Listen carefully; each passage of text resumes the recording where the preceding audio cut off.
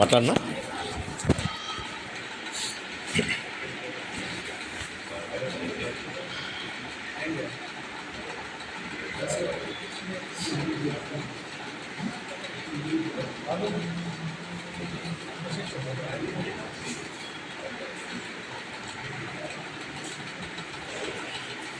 ఈరోజు మన ఓట్లేదని ఆర్టీసీ గారిని బస్తీల గురు పూజ కార్యక్రమానికి పరిచయం చేస్తున్నాం.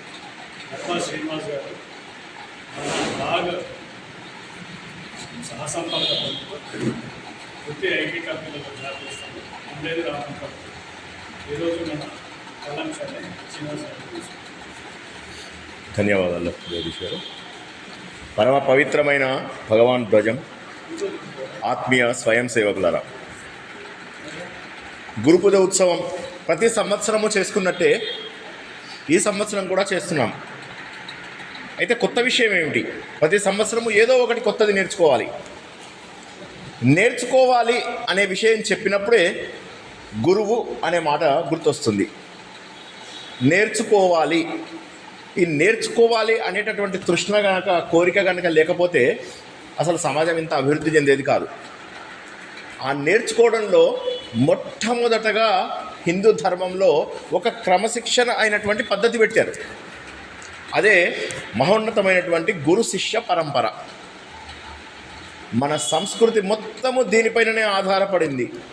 మన హిందూ ధర్మానికి ఇదే హృదయం. అయితే మరి గురువు అనేవాడు ప్రత్యేకంగా ఎందుకు? నేర్చుకుంటే గురువు అంతే. ఎవరి దగ్గర ఏది నేర్చుకున్నా కూడా గురువే. దత్తాత్రేయుడు చెప్తాడు, యదువంశము హెడ్ ఎవరైతే ఉంటారో ఆయనకు చెప్తారన్నమాట, బాబు నీకు చెప్తాను, యదువంశం అంటే శ్రీకృష్ణుడి యొక్క వంశం. యయాతి అని ఉంటారు, ఆయనకి 2 పిల్లలు అన్నమాట. యదువంశము ఒకటి, క్షత్రియ వంశం ఒకటి అని చెప్పి. కురు అని చెప్పేసి మన కౌరవులు పాండవులు వీళ్ళందరూ వస్తారు. వాళ్ళ ఫౌండర్ పేరు కురు నుంచి కురు నుంచి మనకు భరతుడు వీళ్ళందరూ వస్తారు. అదొక వంశం. ఇటువైపు చూసినట్లయితే యదు అంటే యాదవ వంశం. యాదవ వంశంలో వారికి చెప్తాడన్నమాట, గురువులు అనేవారు ఎక్కడో లేరు, నీ చుట్టుపక్కలే ఉన్నారు. నువ్వు నేర్చుకుంటున్నావా లేదా? నేర్చుకోవడానికి ఇష్టపడకపోతే ఏం లేదు. జీవితం గడవాలంటే పెద్ద కష్టపడక్కర్లే, అలా కూర్చొని తింటే చాలు, జరిగిపోతుంది, ఏదో రకంగా జరిగిపోతుంది, ఏమి చేయక్కర్లేదు. కానీ జీవితాన్ని ఒక క్రమశిక్షణ ఉన్నటువంటి పద్ధతిలో పెట్టుకోవాలంటే మాత్రం ఖచ్చితంగా గురువు అవసరం. మొబైల్ ఉంది, మొబైల్ లోపల మనం చాలా చూస్తాం. మొబైల్ మనకు నాలెడ్జ్ ఇస్తుంది, కానీ వివేకాన్ని ఇస్తుందా లేదా ఆలోచించాలి. ఈరోజు కనుక సమాజంలో చూసినట్లయితే అనేక రకాల ఆత్మహత్యలు, ముఖ్యంగా యంగ్స్టర్స్లో చూసినట్లయితే ఎన్ని సమస్యలు ఉండేవో. మరి మా రోజుల్లో కూడా చాలా సమస్యలు ఉండేవి, కానీ ఆత్మహత్య దాకా ఎప్పుడు వెళ్ళలేదు మేము. నిరంతరము చదువుకోవడము, నిరంతరము నేర్చుకోవడము, నిరంతరము ఏదో సాధించాలి అనేటటువంటి తపన మళ్ళీ మన అందరినీ ఒక ఉన్నతమైనటువంటి స్థానానికి తీసుకెళ్తుంది. ఈ నేర్చుకోవడంలో ఎవరెవరు నేర్పిస్తారు? కళ్ళు తెరుస్తాం, చిన్నప్పుడు తల్లి కడుపులోంచి బయటకు వస్తాం, ఏం జరిగిందో తెలియదు, అంత అయోమయం, ఎవరున్నారో తెలియదు ఎదురుగా. అప్పటి వరకు చక్కగా తల్లి కడుపు లోపల ఆనందంగా బతికాం, ఏ ఇబ్బంది లేదు. ఇప్పుడు చూసినట్టయితే బయట అన్ని కొత్త ముఖాలు, ఏం తినాలో తెలియదు, ఏం తాగాలో తెలియదు, ఏం మాట్లాడాలో తెలియదు. అవతల వాళ్ళు మాట్లాడుతున్నది నాకు అర్థం కాదు. ఒక వింత ప్రపంచం. ఇదే మనము ప్రతి జన్మలో ఎత్తుతూనే ఉన్నాం. మనిషిగా ఎత్తితే కొంత అదృష్టం, ఏ కుక్కగానో నక్కగానో ఎత్తితే ఇంకా ఘోరం. ఇంత మాత్రం కూడా ఆదరణ ఉండదు. చీమగా దోమగా అన్ని జన్మలు ఎత్తుతాం మనం ఎందుకంటే మనం ఆత్మస్వరూపులం, శరీరం కాదు. శరీరాలు మార్చుకుంటూ వెళ్ళిపోతాం కాబట్టి ఏమవుతుందంటే నేర్చుకోవాలనేటటువంటి తపన ఆ చిన్నప్పటి నుంచే ప్రారంభమవుతుంది. తల్లి కడుపులోంచి బయటకు వస్తాం, చూస్తాం, ప్రపంచాన్ని నేర్చుకుంటాం తల్లి దగ్గర. తర్వాత సమాజంలో ఎలా ఉండాలి కొంత తండ్రి దగ్గర నేర్చుకుంటాం. తల్లిదండ్రి అయిపోయిన తర్వాత విద్యాబుద్ధులు నేర్పించినటువంటి గురువులు, కొంత సమాజం, వీరందరి దగ్గర నేర్చుకుంటాం. తర్వాత ఆధ్యాత్మిక మార్గం అనేది కొద్దిగా ప్రత్యేకమైనటువంటి విషయం. ఎందుకంటే అందరూ ఆధ్యాత్మిక మార్గంలోకి రారు, ఎవరికి కూడా ఇష్టం ఉండదు, అసలు వినడమే కష్టం. ఈ రోజు లోపల 5 నిమిషాలకు మించి ఎవరైనా మొబైల్ అయినా చూస్తున్నారా? ఒక 5 నిమిషాలు చూస్తారు, ఒకటి మార్చేస్తారు. అటెన్షన్ డెఫిసిట్ అయిపోయింది వాళ్ళకి. అంటే వారికి అటెన్షన్ కావాలి. తర్వాత ఈ ఫోకస్ డెఫిసిట్, ఫోకస్ పైన కూడా లేదు వారికి, ఫోకస్ దేనిపైన ఉండట్లా. ఏదైనా వినాలి అంటే చాలా కష్టం. ఇంతకుముందు సినిమాని థియేటర్లో 3 గంటలు చూసేవాళ్ళం. ఇప్పుడు ఇంట్లో కనుక ఆ సినిమాని పాటలు ఫైట్స్ ఫార్వర్డ్ చేసేసుకుంటూ సినిమాని కంప్లీట్ చేస్తున్నాం. అటెన్షన్ తగ్గిపోయింది. కాబట్టి ఈ రోజుల్లో గురువుల యొక్క ఆవశ్యకత ఎక్కువ ఉంది. అది కాక మనం మాట్లాడుతూ ఉన్నాం, ఫర్ ఎగ్జాంపుల్ ఇలాంటి సభ లోపల మాట్లాడుతూ ఉంటాం. 5 నిమిషాలు కనుక మీరు నిజంగా విన్నారంటే మీకు ఆవులింతలు రాకపోతే అది ఆశ్చర్యం. ఎలాంటి వాడైనా మాట్లాడి, నేను కాదు ఎలాంటి వాడైనా మాట్లాడి, నేనంటే అనుభవం ఉంది, ఏదో మాట్లాడుతూ ఉంటాను, ఏది వస్తే అది మాట్లాడతా. కానీ ఆవులింతలు గ్యారంటీగా వస్తాయి. మధ్య లోపల సెల్ ఫోన్స్ డిస్టర్బ్ చేస్తూ ఉంటాయి. అటెన్షన్ ఎక్కడ ఉంటుంది, ఫోకస్ ఎక్కడి నుంచి ఉంటుంది. కాబట్టి మొబైల్ లోపలనో గూగుల్ లోపలనో లేకపోతే మనకు తెలిసినటువంటి ఫ్రెండ్సో మనల్ని గైడ్ చేయగలుగుతారా? చేయలేకపోవచ్చు. ఒక సరైనటువంటి గురువు అవసరం. ఇందాక చెప్పాం మనం యదువంశంలో ఆ యయాతికి ఈయన దత్తాత్రేయుడు చెప్తున్నాడు అన్నమాట, నువ్వు ప్రతి దాని నుంచి నేర్చుకోవచ్చు. పంచభూతాలు, భూమి నుంచి నువ్వు స్నానం నేర్చుకోవచ్చు, అగ్ని నుంచి పవిత్రంగా ఎలా ఉండాలో నేర్చుకోవచ్చు, వాయువు నుంచి ఏం నేర్చుకోవచ్చో తెలుసా? అంతటా వ్యాపిస్తుంది, నాకేమి సంబంధం లేదు, అన్ని చోట్ల నుంచి అందరినీ తగులుతూ వెళ్తుంది, కానీ దేన్ని అంటుకోదు. వాయువు ఒక చోటు నుంచి మరో చోటుకి వెళ్ళిపోతుంది. నీరు, అందరికీ నీరు లేనిదే ఎవరికి నడవదు. మన శరీరంలో ఉన్న 70% నీరే, ప్రపంచంలో ఉన్న 70-80% నీరే. ఆకాశం సర్వత్రా వ్యాప్తి చెందింది. ఆకాశం అంటే ఆ కనిపించేదే కాదు, ఇక్కడ ఉన్నటువంటిది కూడా ఆకాశమే. అందరికీ అట్లా ఉపయోగపడు, నువ్వు అన్ని చోట్ల ఉండాలి అని. చంద్రుడిని చూసి నేర్చుకోవచ్చు. చంద్రుడు మెల్లమెల్లగా పెరుగుతూ ఉంటాడు. శుక్లపక్షంలో, కృష్ణపక్షం లోపల పాడైపోతూ ఉంటాడు, క్షీణిస్తూ ఉంటాడు. దాన్ని బట్టి ఏం తెలుసుకోవాలి అంటే నేను ఆత్మస్వరూపుడని. శరీరాలు పెరుగుతాయి పోతాయి, మన జీవితంలో అంతే కదా. పుడతాము, తర్వాత పెరుగుతాము, తర్వాత మళ్ళీ మన శరీరము 40 ఏళ్ళు వచ్చేసరికి చాలా యంగ్గా ఉంటుంది, తర్వాత మెల్లగా సిగ్నల్స్ స్టార్ట్ అవుతాయి. ఈ సత్యాన్ని తెలుసుకో అని చెప్పి చంద్రుడిని చూసి తెలుసుకోవచ్చు, ప్రతి నెల తెలుసుకోవచ్చు. ఇక సూర్యుడిని చూసి ఏం తెలుసుకోవచ్చు? సకల మానవ జాతికి నువ్వు సహాయం చెయ్యాలి. ఆయన ఏం చేస్తాడు? సముద్రంలోంచి వర్షపు నీటిని పైకి తీసుకెళ్తాడు, పైకి తీసుకెళ్ళి మళ్ళీ దాన్ని వర్షంగా భూమి మీద కురిపిస్తాడు, మళ్ళీ ఇక్కడ వర్షాన్ని పైకి తీసుకెళ్తాడు. ఇది ఒక సైకిల్.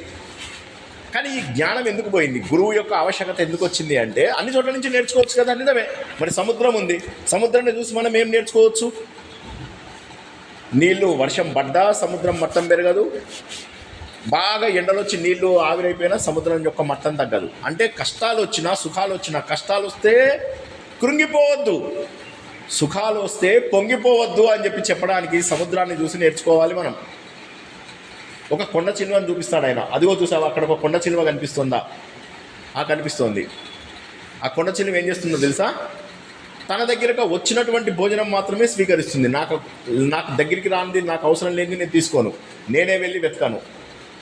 ప్రయత్నం లేకుండా ఎంత తీసుకోగలిగితే అంత. భగవద్గీత వచ్చిన వాళ్ళకైతే ఎవరికైనా తెలుస్తుంది. అజగర న్యాయం అంటారు దాన్ని. అజగర న్యాయం, మధుకర న్యాయం అని 2 ఉంటాయి. ఇందులో అజగర న్యాయం ఇది. నా దగ్గరికి వచ్చిన అనవసరమైన వాటికి ప్రాకుపడద్దు, ప్రయత్నం చేయాలి. కానీ అవి వచ్చేది నీకు ప్రారంధంలో ఉంటే వచ్చి తీరుతుంది. ప్రారంధాన్ని దేవుడే ఆపలేడు. ఇప్పుడు మీరు భగవద్గీత చూసుకుంటే అందులోపల అర్జునుడు నేను యుద్ధం చేయనంటాడు కదా, కానీ శ్రీకృష్ణ పరమాత్మ యుద్ధం చేయమంటాడు. చేయమంటే గురువు శ్రీకృష్ణుడే, దేవుడు కూడా శ్రీకృష్ణుడే. యుద్ధం చేయమంటాడు. కానీ అర్జునుడికి పిల్లలు కూడా లేకుండా, అర్జునుడు కాదు 5 పాండవులకు పిల్లలు కూడా చనిపోతారు. ఒకే ఒక్క మనవడు, వాడు కూడా కడుపులో చనిపోతాడు, ఆయనను శ్రీకృష్ణుడు బతికిస్తాడు. అంటే దీన్ని బట్టి ఏమర్థమైంది? యుద్ధం చేయొద్దంటే వినలేదు బావా, నువ్వు నన్ను దేవుడు అనుకున్నాను, గురువు అనుకున్నాను, ఇలా చేసావు ఎందుకు అనలేదు ఆయన. ఇది ఇలా జరిగేది ఉందని చెప్పి భగవంతుడు మనకు చూపించాడు. కాబట్టి అనాయాచితంగా వచ్చినటువంటి దాన్ని ప్రయత్నం చేయి అంతే అని చెప్పేసి మనకు కొండ చిలువ నేర్పిస్తుంది. దత్తాత్రేయుడు ఇవన్నీ చెప్తుంటే యయాతి, యదు వాళ్ళు ఆశ్చర్యపోతూ ఉంటారు. తండ్రి కొడుకులు చూస్తూ వింటూ ఉంటారు. నిజమే కదా, ఇలాంటివి ఇంకా చాలా ఉన్నాయి. మీకు అవి చెప్పడం అన్నీ కుదరదు. కానీ దీన్ని బట్టి మనకి ఏమర్థం అవుతుంది అంటే గురువుల నుంచి మనకు జ్ఞానం రావాలి. అప్పుడు వివేకం, ఇవన్నీ ఆలోచిస్తాం. మనం ఆలోచించినప్పుడు ఇప్పుడు మనం ఏం చేస్తామంటే టెన్షన్ లేకుండా పని చేస్తాం. ఒక జ్ఞానము కరెక్ట్ పద్ధతిలో తెలుసుకోవడం వల్ల లాభం ఏంటయ్యా అంటే టెన్షన్ లేకుండా పని చేస్తావు. ఇప్పుడు నాకు నిజంగా టెన్షన్ వచ్చి 18 ఏళ్ళు అయింది. నేను ఆధ్యాత్మిక మార్గంలోకి వచ్చి 18 ఏళ్ళు అయింది. కష్టాలు వస్తున్నాయి, పోతున్నాయి, అంతే. కష్టం ఏది శాశ్వతం కాదు, సుఖం వస్తుంది శాశ్వతం కాదు, అది తెలిసింది. ఇప్పుడు ఏమవుతుందంటే ఇంతకుముందు నేను చిన్నప్పుడు, ఇప్పుడు ఈ పిల్లల ఏజ్లో ఎప్పుడైతే ఉన్నానో ఆ ఏజ్లో ఉన్న టెన్షన్స్ ఇప్పుడు లేవు. ఇదే కనుక ప్రారంభ దశలో మనం నేర్చుకుంటే మనకు ఆ ప్రాబ్లం ఉండేది కాదు. సో కాబట్టి మనకు గురువులు తల్లి, తండ్రి, మన స్కూల్లో ఉన్నటువంటి వాళ్ళు, తర్వాత ఆధ్యాత్మిక గురువులు మనకు అవసరము. ప్రతి ఒక్కరికి ఆధ్యాత్మిక గురువు అవసరమే. చివరగా సమాజంలో ఉన్న గురువులు వివేకానందుడు, పరమహంస యోగానంద. రామకృష్ణ పరమహంస అయితే ఆయన నాకు శిష్యుడు కావాలి కావాలి కావాలి కావాలి అని వెతికాడు. వేరే పరమహంస యోగానంద విషయంలో నా గురువు కావాలి, ఎక్కడున్నాడు గురువు గారు, ఎక్కడున్నారు, మిమ్మల్ని దేవుడు ఎక్కడో ఒక చోట పెట్టాడు, నేను మిమ్మల్ని వెతికి మిమ్మల్ని పట్టుకోవాలి అని చెప్పేసి తన గురువుని ఆయన వెతికి పట్టుకున్నాడు. ఎవడు కావాలంటాడో వాడికి జ్ఞానం వస్తుంది. శ్రద్ధవాన్ లభతే జ్ఞానం. ఆ జ్ఞానం వచ్చినప్పుడే జ్ఞానాన్ని దగ్ధ కర్మాణం, నీ పాపంలోను పుణ్యములను అన్నింటినీ నాలెడ్జ్ మాత్రమే తీసేయగలుగుతుంది. మనం ఏమనుకుంటామంటే నాలెడ్జ్ ఎందుకులే, ఏదో ఒకటి టైంపాస్ తింటున్నాను పోతున్నాను, ఏదో బాగానే ఉంది కదా, లైఫ్ బాగానే ఉంది, మేమందరం కూడా చదువుకున్న స్టేజ్కి వచ్చిన వాళ్ళమే. కానీ అలా జీవితాన్ని అంత సులభంగా తీసుకోకూడదు. అది కాదు, ఆలోచించాలి, జ్ఞానం సంపాదించాలి. ఎందుకంటే నువ్వు సంపాదించిన డబ్బు ఇక్కడే వదిలేస్తావు. భార్య పిల్లలు, ఆస్తులు, పదవి, అహంకారము, ఆఖరికి నీకున్నటువంటి ప్రతి ఒంటి మీద వేసుకున్న బట్టలతో సహా ఇక్కడే వదిలేసి వెళ్ళిపోతాము. ఒక్కటి మాత్రం నీకు వచ్చే జన్మకు ట్రాన్స్ఫర్ అవుతుంది. అదేంటంటే జ్ఞానం. ఒక చిన్న కథ ఉందన్నమాట, జడభరతుడు అని చెప్పి. ఆయన దాదాపుగా రేపో ఇల్లుండో మోక్షం సంపాదిస్తాడు. ఆ స్టేజ్ వచ్చేసాడు, అడవికి వచ్చేసాడు, హ్యాపీగా ఉన్నాడు, ఇంకా కూర్చున్నాడు. అయిపోయింది, ఇక రేపో ఇల్లుండో మోక్షం, అంత సాధన అయిపోయింది, మొత్తం రాజ్యాన్ని పిల్లలకి ఇచ్చేశాడు. తను వచ్చి సాధన చేస్తున్నాడు, మోక్ష సాధన. ఆ సమయం లోపల ఒక లేడీ పిల్లని చూస్తాడు. అది కడుపుతో ఉంటుంది, దాన్ని చంపడానికి ఒక సింహం వస్తుంది, పూలో సింహం ఏదో వస్తుంది. అప్పుడు దాన్ని వెళ్ళగొట్టి ఈయన ఆ పిల్లని కాపాడగలుగుతాడు. తల్లి చనిపోతుంది. అప్పుడు ఆ పిల్లని ఏం చేస్తాడు, ఈయన ఒళ్ళో పెట్టుకొని ఇక రోజు దాన్ని కాపాడుకుంటూ దాని మీద ప్రేమ పెంచుకుంటాడు. పెంచుకునే సరికి ఏమైంది, మళ్ళీ బంధం పెరిగిపోయింది. బంధం పెరిగిపోయి మోక్షం సాధించవలసినటువంటి వాడు మరొక 2 జన్మలు ఎత్తాల్సి వస్తుంది మళ్ళీ మోక్షం సాధించడానికి. కాకపోతే అదృష్టం ఏంటో తెలుసా, వచ్చే జన్మ లోపల ఈ జన్మలో తెలుసుకున్న నాలెడ్జ్ అంతా వచ్చే జన్మకు ట్రాన్స్ఫర్ అయింది. నీ బట్టలు ట్రాన్స్ఫర్ అవ్వవు, నీ శరీరం ట్రాన్స్ఫర్ అవ్వదు, కానీ నీ నాలెడ్జ్ మాత్రం ట్రాన్స్ఫర్ అవుతుంది. కాబట్టి నాలెడ్జ్ నేర్చుకునే దగ్గర మొబైల్ ఫోన్ నాలెడ్జ్ కాదు. వయసు వచ్చి ఏం లాభం మనకు? వయసుతో పాటు బుద్ధి రావాలి, వివేకము. ఆ వివేకం ఇచ్చేటటువంటి వాడే గురువు. మొబైల్ ఫోన్స్ కావు, గూగుల్ కాదు. ఈ రోజుల్లో చాలామంది మాకు గురువులు అవసరం లేదు. అరే ఈ సార్ని చూసినారా, వేస్ట్ గాడు, వాడు మా సార్ గాడి వాళ్ళు ఇది చెప్పిండ్రా, ఇట్లా అనడం నేను చూశాను చాలామంది పిల్లల్ని. ఛీ, ఇదా మన గురువు శిష్యుల సాంప్రదాయం? శివాజీకి వాళ్ళ అమ్మగారు గురువు. అక్కడ ఎక్కువ మంది ఉండరన్నమాట. శివాజీ ఉన్న దగ్గర వాళ్ళ అమ్మ, వాళ్ళ నాన్నగారు వేరే బెంగళూరులో ఉంటారు. ఆయన పూణే లోపల తల్లితోని చిన్న కోట అంటే కోట కూడా కాదు, ఏదో చిన్న ఇల్లు ఇలాంటిది ఏదో. అందులోపల ఒక 100 మంది బిల్లులు వాళ్ళు వీళ్ళు ఉంటారు, ఎవరో సేవకులు అట్లా ఇట్లా ఎవరు ఉండరు. అలాంటి తల్లి దగ్గర ప్రతిదీ నేర్చుకుంటాడు, గురువుల దగ్గర నేర్చుకుంటాడు. నేర్చుకుని వేలాది మంది ట్రైన్డ్ అయినటువంటి సైన్యాన్ని ఓడగొట్టి ముస్లిమ్స్, ఆ రోజుల్లో ఎలా ఉండేవాళ్ళు ముస్లిమ్స్, నార్త్ మొత్తం అప్పటికి ముఘల్స్ వచ్చే ముందు లోడి, ఇబ్రాహిం ఖిల్జీ, ఈ గ్యాంగ్ అంతా ఉన్నారు. ఇటు చూస్తే సౌత్ లోపల చూసినట్లయితే బీదాపూర్, బీదర్, బేరూర్, అహ్మద్నగర్, మన గోల్కొండ, ఇక్కడ తుర్కరాజులు అత్యంత క్రూరంగా మనని పరిపాలించే సమయం లోపల శివాజీ ధైర్యంగా నిలబడి ఈ మొత్తం ప్రాంతాన్ని తను ఆక్యుపై చేసుకోగలిగాడు. ఒక సమయంలో ఔరంగజేబు ఉన్నటువంటి ప్రతి ప్రాంతాన్ని తను ఆక్యుపై చేసుకోగలిగాడు. ఆ టైం లోపల వాళ్ళ గురువు వచ్చి ఏమిస్తావు నువ్వు ఏమిస్తావు భిక్షగా అంటే ఆయన అంటాడు, ఏం కావాలైనా రాజ్యమే ఇచ్చేస్తున్నాను, రాజ్యం ఇచ్చేస్తాడు. వైరాగ్యం. మన దగ్గర గురువులని ప్రేమించే తత్వం ఒకసారి చూడండి. ప్రతి ఒక్కటి గురువులకు ఇచ్చేయగలుగుతాం మనం. గురు సమాన్ దాతా నహి జాతక్ శిష్య సమాన్, 3 లోక్ కి సంపద సో గురు దిన్ హి దాన్. గురువుని మించినటువంటి దాత లేడు ఈ ప్రపంచంలో. శిష్యుడు బాగుపడితే గురువే నిజంగా సంతోషపడతాడు. అయితే ఈ రోజుల లోపల ఫేక్ గురువులు వాళ్ళు వీళ్ళు అది వదిలేసేయండి. ఎవడైతే డబ్బు ఆశించకుండా తపన పడుతూ వేరే వాళ్ళకి ఒక సత్యాన్ని ఒక్క నిమిషమైనా నేర్పిద్దామనుకుంటాడో వాడు మాత్రమే గురువు. ప్రతి అడ్డమైనోడు గురువు కాడు. అట్లా నేర్చుకున్న ఆయనకి అప్పుడు ఈ ధ్వజాన్ని ఆయన ఇస్తారన్నమాట, సమర్థ రామదాసు. దానిని మనం ఇప్పుడు గురువుగా భావిస్తున్నాము. త్యాగానికి, నీలో ఉన్నటువంటి పవిత్రతకు, నీలో ఉన్నటువంటి సేవా నిరతికి, నీలో ఉన్నటువంటి శౌర్యానికి నిదర్శనమైనటువంటిది మన భగవాన్ ధ్వజము. ఇక్కడ వ్యక్తుల గురించి కాదు, ఆదర్శాల గురించి. వ్యక్తులు వస్తారు పోతారు, ఆదర్శాలు మాత్రము నిరంతరము నిలబడుతూ ఉంటాయి. మరి నేను నేర్చుకోవాలా? నేర్చుకోకపోతే నీ కర్మ. బాధపడేటప్పుడు ఎవడు రాడు, గుర్తుంచుకో. సుఖకే సబ్ సాతి దుఃఖమేన కోయి, అది మనం అనుకుంటాం. వస్తాడు, ఎవ్వడు రాడు. నువ్వు నీళ్ళ లోపల కొన్ని రాళ్ళు, రప్పలు, మట్టి ఇవన్నీ ఉన్నాయి గంగానది లోపల. అవన్నీ ఏమన్నా మోక్షం పొందుతాయా? పొందవు. ఒక గాడిద గంధం చెక్కలను మోసుకుంటూ వెళ్తుంది, మెల్లగా వెళ్తుంది. దానికి గంధం వాసన కూడా తెలియదు, నేను మోస్తున్నది గంధం అని కూడా తెలియదు. లాభం ఏమిటి? సో మన యొక్క గ్రంథాల గొప్పతనాన్ని తెలుసుకోవాలి హిందువైన ప్రతి ఒక్కడూ కూడా. అసలు హిందువు ఇక్కడికి వచ్చి మనము ధ్వజ ప్రణామం చేశామంటే ఒక చిన్న అర్హత కావాలి. ఏంటో తెలుసా? మనం ఏ బుక్స్ ఫాలో అవుతున్నామన్నా తెలియాలి. మీకు తెలిసిన ఏమైనా 2-3 పుస్తకాలు చెప్పండి హిందూ ధర్మంలో. ముఖ్యమైన బుక్ ఏంటి? రామాయణం, మహాభారతం. భగవద్గీత అంటే భారతంలో భాగం. హిందూ ధర్మం దేంతో ప్రారంభమైంది? వేదాలతో ప్రారంభమైంది. ముందుగా వేదాలు, తర్వాత పురాణాలు, తర్వాత కావ్యాలు. వేదాలలో చివరి భాగంని ఉపనిషత్తు అంటారు. వేదాల లోపల చివరి భాగంని ఉపనిషత్తు అంటారు. వేదం అనేది ఎట్లా ఉంటుందంటే సంహిత, బ్రాహ్మణం, అరణ్యకం, ఉపనిషత్తు. సంహిత, బ్రాహ్మణం, అరణ్యకం, ఉపనిషత్తు. సంహిత, బ్రాహ్మణం, అరణ్యకం, ఉపనిషత్తు. వేదంలో చివరి భాగం మొత్తం జ్ఞానమే. ఈ మొదటి 3 భాగాలు ఏవైతే ఉన్నాయో ఇవి నువ్వు నిత్య జీవితంలో ఎలా ఉండాలి అని చెప్పి నేర్పిస్తాయి. అందులోపల గురువు తన శిష్యుడికి నేర్పిస్తూ ఉంటాడు, అన్నీ నేర్పించేస్తాడు. నేర్పించి చివరికి సమాజంలో ఎలా బతకాలో నేర్పిస్తాడు. మాతృదేవో భవ, పితృదేవో భవ, ఆచార్య దేవో భవ, అతిథి దేవో భవ, తైత్రీయ ఉపనిషత్తు, శిక్షావల్లి. అత్యద్భుతమైనటువంటి జ్ఞానానికి మనం వారసులం. మన విద్యా వ్యవస్థని మెకాలే వచ్చినప్పుడు ఆయన ఏమన్నాడు తెలుసా? వీళ్ళ దగ్గర ఏం పుస్తకాలు లేవు, వీళ్ళవన్నీ కలిపి మన టీ తాగే టేబుల్ దగ్గర షెల్ఫ్ ఉంటుంది కదా, ఆ షెల్ఫ్లో పెట్టచ్చు అంతే అని చెప్పేసి అన్నాడు. దానికి కారణం ఏంటంటే మన జ్ఞానము రాసి పెట్టలేదు. వేదవ్యాసుడు వచ్చినాక రాశారు. వేదాలు ఈ రోజు వరకు రాయలేదు. కొన్ని ఇప్పుడు వేద భారతి వాళ్ళు రాస్తున్నారు. ఎందుకంటే వేదాలని స్వరిత, ఉదాత్త, అనుదాత్త స్వరాలలో ఉంటాయి అన్నమాట. అది రాయడం కష్టం. అందుకని చెప్పి వేదాలలో ఉన్న సారంని పురాణాల్లో రాశారు. వేదాలలో ఉన్నది పురాణాలలో వచ్చింది. ఈ జ్ఞానమే రామాయణం అని వాల్మీకి రాశారు, మహాభారతమేమో వేదవ్యాసుడు రాశాడు. ఇదే జ్ఞానం వేరేది కాదు. కథల రూపంలో తెలియజేయడానికి మాత్రం మనకి ఇచ్చారు వీటిని. కానీ ఉన్న జ్ఞానం అంతా అదంతా పోయింది. శ్రీకృష్ణుడు 4వ అధ్యాయంలో చెప్తాడు, గురు శిష్య పరంపర మధ్య లోపల ఫెయిల్ అయిపోయింది. అందువల్ల ఈ జ్ఞానం అర్జున, నేను మొదట సూర్యుడికి చెప్పాను, తర్వాత ఆయన కొడుకైనటువంటి వాడు ఇక్ష్వాకు అట్లా వెళ్ళి రావాలది. కానీ తర్వాత చూస్తే ఇప్పుడు ఏమైందంటే మధ్య లోపల జరాసంధుడు, శిశుపాలుడు, దుర్యోధనుడు, ధృతరాష్ట్రుడు ఇట్లాంటి రాజులందరూ రావడం వల్ల జ్ఞానం అంతా పోయింది. మన జ్ఞానాన్ని ఎలా సంపాదించుకోవాలి అంటే గురువుకు దగ్గరగా కూర్చుని నేర్చుకోవాలి. అందుకే ఉపనిషద్. ఉప అంటే సమీపం, నీ అంటే కింద, షత్ అంటే కూర్చో.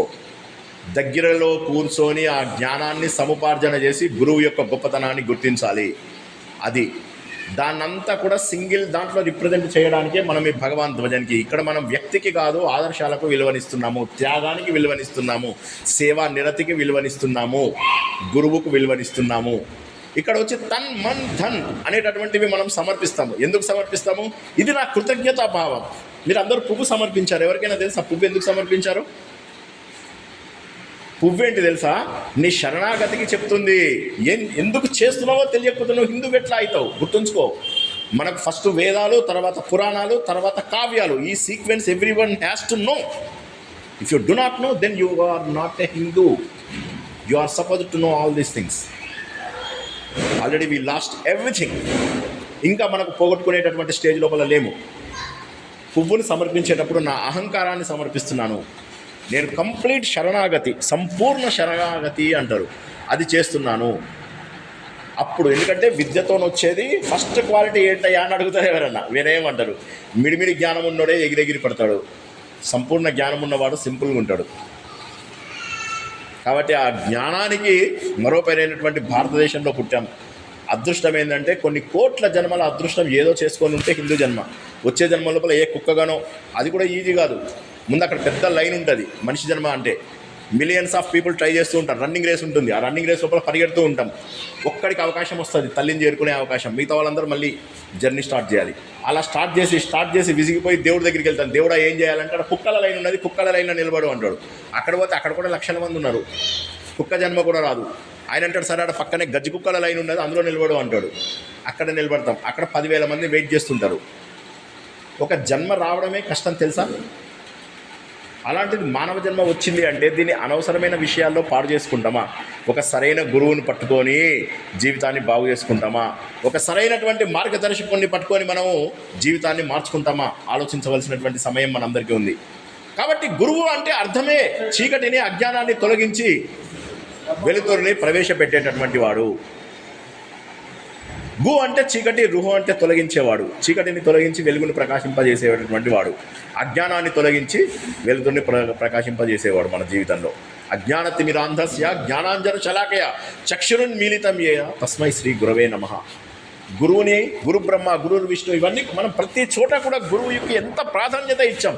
ఆ రోజు లోపల సింహాసనం వదిలి గురువుని సింహాసనం మీద కూర్చోబెట్టి ఆయన పాదాలు పట్టుకొని రాజులు మనకంటే మనకేముంది, ఆఫ్టర్ ఒక కారు, ఒక బంగ్లా, వాళ్ళకి ఆ రోజు లోపల ఉన్న సకల సంపదలు ఉన్నటువంటి సకల సంపదలు ఉన్నటువంటి రాజులు కూడా గురువులకు పాదాక్రాంతులు అయ్యారు. శివాజీ ఏం చేశారు? రాజ్యాన్ని ఇచ్చేసి చివరికి ఒక విరాగిగా బతికాడు. అప్పుడు అన్నాడు, నువ్వు బతికేది ఈ రోజు నుంచి ధ్వజం కోసమే బతుకుతున్నావు అని చెప్పేసి అన్నాడు అనమాట. అందుకని మనము ఈ త్యాగనిరతిని, గురువులు చేసినటువంటి మహోన్నతమైనటువంటి విషయాలని తెలుసుకుందాం. గురు శిష్య పరంపరని కొనసాగించాలి. ప్రతి ఒక్కడు 10 మందికి ఆదర్శంగా నిలబడాలి. 10 మందికి విషయాలను నేర్పించేటటువంటి స్థాయికి వెళ్ళాలి. అప్పుడు మాత్రమే ఇక్కడ నిజమైనటువంటి త్యాగం ఏదైతే మనం అందరము మనస్ఫూర్తిగా చేశామో, మీరు ఇచ్చే సమయం, నాకు సమయం అయిపోయింది, నాకు టైం అయిపోయింది, ఈ భావన రాకూడదు. నేను రోజుకు 18 గంటలు కష్టపడతాను, నేను ఎప్పుడు టైం లేదని ఈ రోజు వరకు అని లేదు. ఏ పని అడిగినా కూడా నేను చేస్తుంటాను. వాళ్ళు అంటారు ఎట్లా అంటే, నేను రోజు సూర్యుని వెళ్ళి ప్రార్థిస్తుంటాను, ఒక్కొక్క రోజు తిడుతుంటాను. రోజుకి 24 గంటలు ఎందుకు పెట్టాను, 48 గంటలు పెట్టాల్సింది నువ్వు అని ప్రతిరోజు బాధపడతాను. నేను ఎవ్రీడే నేను బాధపడుతుంటా. పొద్దున సూర్య నమస్కారాలు చేసినప్పుడు, అర్ఘ్యం ఇచ్చేటప్పుడు నేను బాధపడతాను అన్నమాట. ఏం పని చేసావు సూర్య, రోజుకి 24 గంటలు ఇచ్చి నాకు నిద్ర సరిపోవడం లేదు. కాబట్టి మనము నేర్చుకోవడానికి సమయం లేదని బాధపడాలి. ఉన్న సమయాన్ని నేర్చుకోవడంలోనే, జ్ఞాన సముపార్జనలోనే మనం కేటాయించాలి. అప్పుడు మాత్రమే వినయము, త్యాగము, సేవ, శౌర్యము ఇవన్నీ కూడా రాగలుగుతాయి. దేనికి ప్రపంచంలో భయపడాల్సినటువంటి అవసరం లేదు.